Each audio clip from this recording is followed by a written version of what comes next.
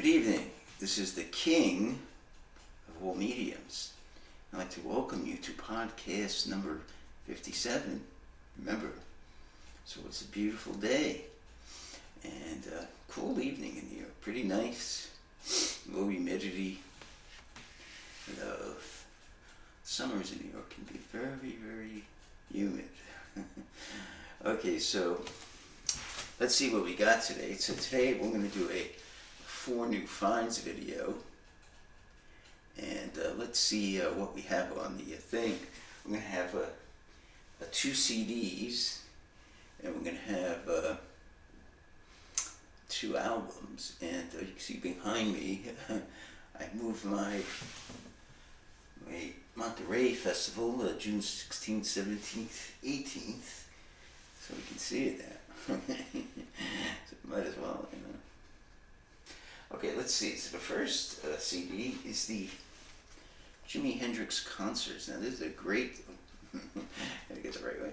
Jimi Hendrix Concerts. Now this is a great CD I had before I lost all my possessions, and so I looked on eBay and I found it and I bought it. It wasn't that expensive.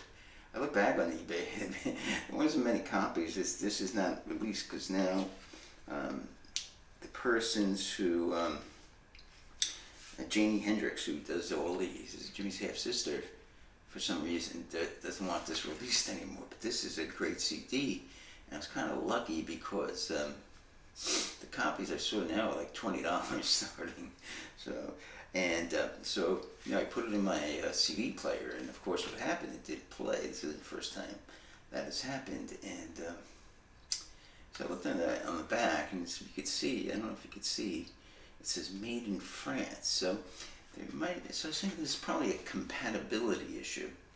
So I put in my Sony, my sister had given me a boombox. I was in a very bad situation at that time in 2018. I was waiting to get, I was on 6 months paid leave from my job, half paid, and I really didn't have anything. And so she gave me this CD boombox. The little boombox had a CD, I think it had a cassette, and I tried it and it worked. So I hooked up through the headphone jack, and it doesn't have any jacks. You can, you know, it's called a CD quarter that you can't record on it or anything. And it plugged it into my stereo, and of course it worked. So, and you know, the CD worked in it. So I was able to listen to this, and but it was a great CD. I had it before, and so let's talk about it. What's great about the CD, it has many tracks that Jimmy didn't play a lot in concert. You know, so Jimmy had his standards, you know, Purple Haze and Wild Thing and Foxy Lady, but certain songs he didn't play. So let's go over some of the songs. The first song was Fire, which he didn't play a lot in concert. Then the second song, I don't remember him playing ever in concert. I Don't Live Today. He does an unbelievable. It's the beginning. Mitch Mitchell starts at the drums. It's really great. A great performance. Red House, he did play a lot. That's the third track. Stone Free, they do a great performance of that. And by the way, the one thing about Jimmy, many of his songs were not technically, you know, difficult. You know, there weren't a lot of sound effects that he couldn't produce on his guitar. So a lot of them were, you know, he was able to reproduce on the stage. It was amazing. Now this is a song that I never heard him do.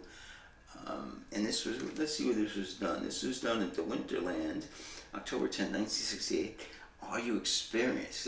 This CD is just worth it to hear him do. Are You Experienced? The title track of his first album. On the same bill, he does Little Wing. I've heard him do that before, but rarely. Voodoo Child, he did often, same concert, Winterland. Bleeding Heart, this is from the Albert Hall. I have that concert on a vinyl. Hey Joe, that's a 1970 Berkeley, you know, Hey Joe, the famous song. And that's interesting because that's with Billy Cox on bass. And I've mentioned that I prefer Billy Cox. You know, Billy Cox is a bassist. No, Redding wasn't. Okay. Wild Thing, weird in this one. He doesn't go into his. I think the Monterey version was much better. He doesn't burn his guitar or anything. Hear My Train Coming. The blues number. Foxy Lady, of course, does at the LA Forum. So it's a really great album. So if you can get this, if you could ever acquire this at a used record store or wherever you ever see this CD, pick it up because this is an unbelievable, one of the best live. I can't say live performance because it's more of a compilation of live performances, but I'm very happy to have this. So, okay, now. The next one is a group called Badfinger. Now, Badfinger, when the Beatles had Apple, they produced. They thought they could be, and they were in a lot of trouble. They started this Apple Records, and they took some severe losses at the beginning of it. Yeah, eventually, actually, to 2021, Apple's became a successful entity, and one of the groups was called the Ivies, and they eventually came up with a name called Badfinger after Paul McCartney's original title. With a little help from my friends, the Badfinger Boogie. I don't know what the Badfinger is. I guess it's, someone suggested to me, it's what if you wipe your ass, the finger you wipe your ass with is the Badfinger. And the first album was Come and Get It, which has one or two good songs in it. Maybe the song Come and Get It was written by McCartney. It was a good song, and there's one of Dear Angie's a good song. There's another good song I remember. It's not a bad album. The second album is actually pretty good, which is No Dice. I have that, I bought that. But this album is a 5-star album. It is called Straight Up. This is a great, great album. Okay, I'm going to tell you what. There's not a bad song on this album. I listened to it. And I had it before I lost all my possessions, and I listened to Straight Up. And you hear this album, and you can't think how tragic this is. It really is. And the story supposedly was Pete Ham, who's really the brains behind the operation, committed suicide in 1973 after the release of Ass. I'm probably going to get that too. I don't know how good that is. Now, by the way, when this album was released, critics panned it. You can't trust critics. This is a great, great 5-star album. I guarantee. If you like Beatles, if you like the Beatles, this is the best power pop album ever made. Best. You might say, well, what is power pop? So it's like beautiful Beatles type melodies, but it's a little heavier. It's a little heavier. There's a little bang to it.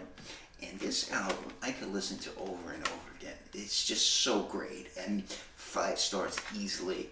I would put this in my.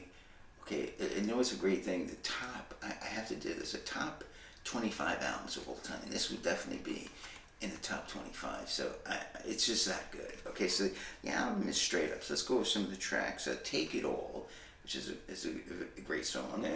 Okay, the second song is a hit, Baby Blue. Of course, if you watch that show Breaking Bad, that's how the show ended, with that being played. Money is another great song. The fourth song I really love, Flying. Flying is a beautiful song. I Die Babe is a great song. It's hard to remember the melody, though. I don't remember the melody, but it's a great song. The Name of the Game, great song. Suitcase. I wouldn't say a great song, very good song. Sweet Tuesday Morn, great song. Okay, another hit, song 9, Day After Day. That was a big hit. I remember I once heard it on the radio in the office. My sister's friend who got me the job, she says, "You're horrible, you can't sing." So that was my singing career right there. Sometimes is a very good song, not a great song. Perfection is a great song, and It's Over is a great song. They'll come with bonus tracks. Basically, some of the Money, they have Flying, Name of the Game, Suitcase, Perfection. Great album. You gotta get this. Trust me, must have. If you like Beatles, if you like power pop, you must get this album. It is such a great album. So again, it's Badfinger, Straight Up. Get this album. Okay. So let's put these guys somewhere. Okay. Now the 2 pieces of vinyl today. Okay.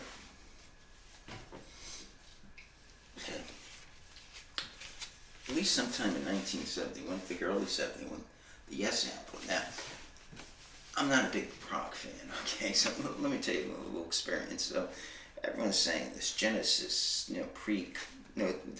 of course the two periods of Genesis were when when Peter Gabriel led the group, and when Phil Collins took over. Phil Collins wasn't in Genesis, but he wasn't the lead, and it's funny, Peter Gabriel sounds exactly like him. And so, old Genesis fans said, "Oh no, that sucked." Phil Collins Genesis too commercial. You got to listen to pre-Collins. Their best album is The Lamb Lies on Broadway. So I got the CD. I'm so anxious to hear this, and I went through about 2 hours of hell. That's how bad this album is. Horrible. So I've never been a big prog fan. Like, to me, I like something bite-sized chunks. A nice 3-minute pop song. Okay, is good. Now, one of the best prog groups to me, and when people say, "Oh, it's the best prog group," Pink Floyd, and I think this group's much better. And although I do have a horrible Yes album called Tales of Topographic Oceans, which maybe I'll listen to again one day, but though side 3 has some great Steve Howe guitar licks, so I should listen to it. Okay, so it's called the Yes album, their third album. First two weren't that big, and this is the first album Steve Howe was on, and that's probably why, because Steve Howe was a great musician, and he kind of changed the thing. So called the Yes album. Okay, great album. It's a little gatefold.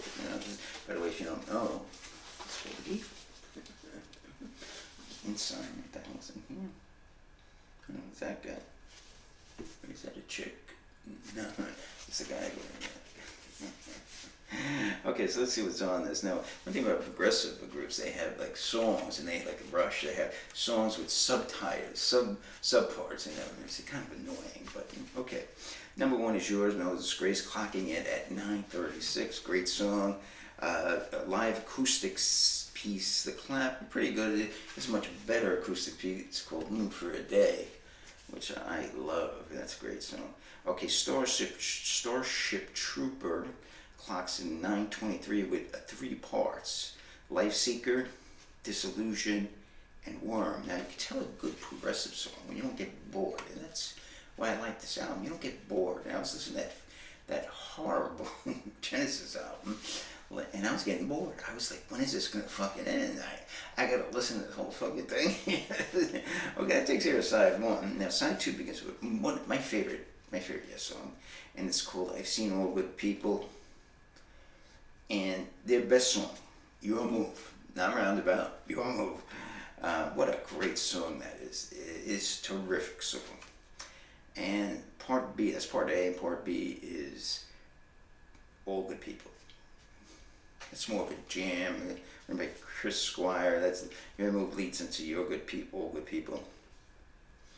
Your Move leaves a lot of Beatles, John Lennon references, Instant Karma, Give Peace a Chance, a lot of John Lennon parts, and chess also. There's a lot of chess things. I Can Move Anywhere You Want. Okay. Now, the last 2 songs in side 2 aren't that good.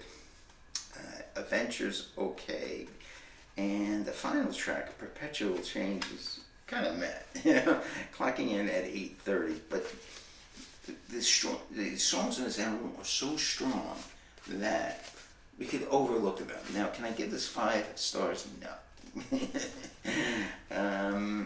It's close. See, to me, give a 5-star. Everything like that bad figure out, that's a 5-star. I definitely give this 4 stars, though. It is a really good album.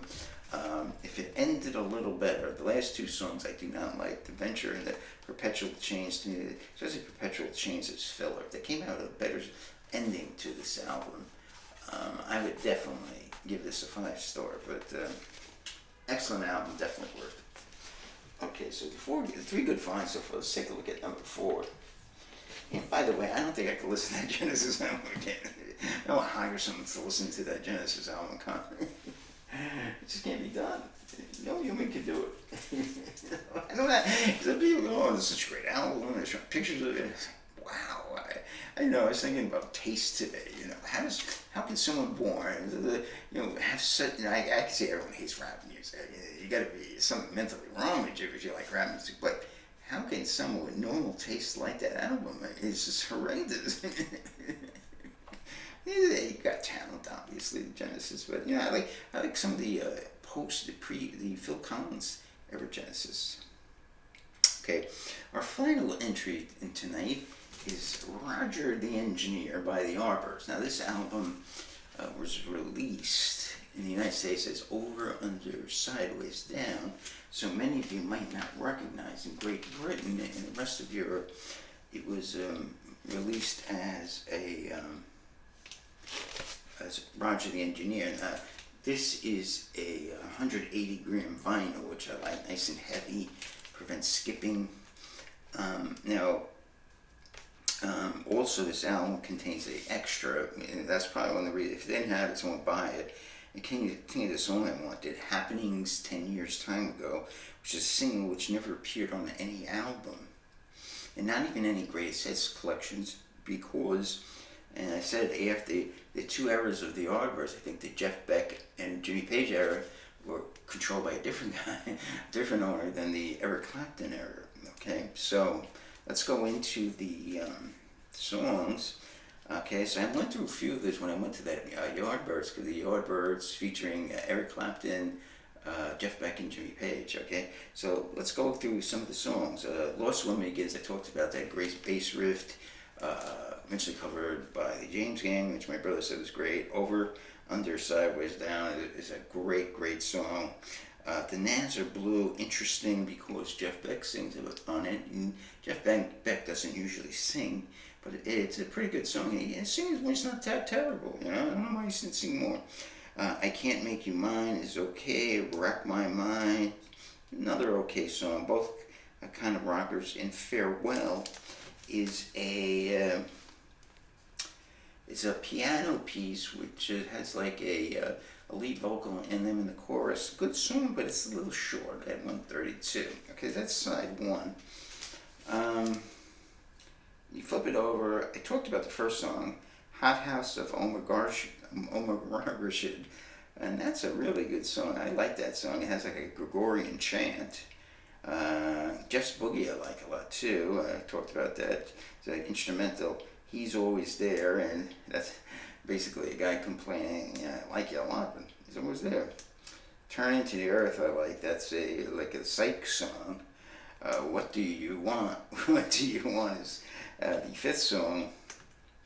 Now, ever since the world began, song number 6, I think I talked about, is basically ever since the world began. So basically the song is, you don't need money. Yeah, how are you going to pay the rent? Okay, and now number 7. Now, that's where the album should end proper, but they've added 2 tracks for you nicely. They've given you the Happenings 10 Years Time Ago, which was a single, and the flip side, and a great song by the way, Happenings 10 Years Time Ago. Okay, and the flip side of Happenings 10 Years ago is Psycho Days. Not that crazy about Kind of Mess. So that pretty much wraps it up for today. So got a few minutes left. So let me tell you what's going to be happening next week. So Sundays, of course, will be Vinyl, be another British group, and I won't tell you because I want to keep it in suspense. Monday night will be a CD night. Tuesday will be CDs. Now Wednesday we're going to go back with an 8-track tape. Thursday will be deep cuts. Okay, so we'll have 3 deep cuts. I've thought of a lot of good ones now. So Thursday will be deep cuts, and also I'm going to define deep cuts. The only thing, what is a deep cut? So I'm going to put that on at Hit Dave's Lounge. What I consider, and it's open to interpretation. For instance, is a B-side of a single a deep cut? Yes or no? I'll answer that. And Friday we're going to go back to cassette, and Saturday back to vinyl. So, okay, so I hope you have a great Saturday evening and starting Sundays and week. And if you had a bad week, brush yourself off and do it again. Okay, all right. So have a wonderful night. Take care.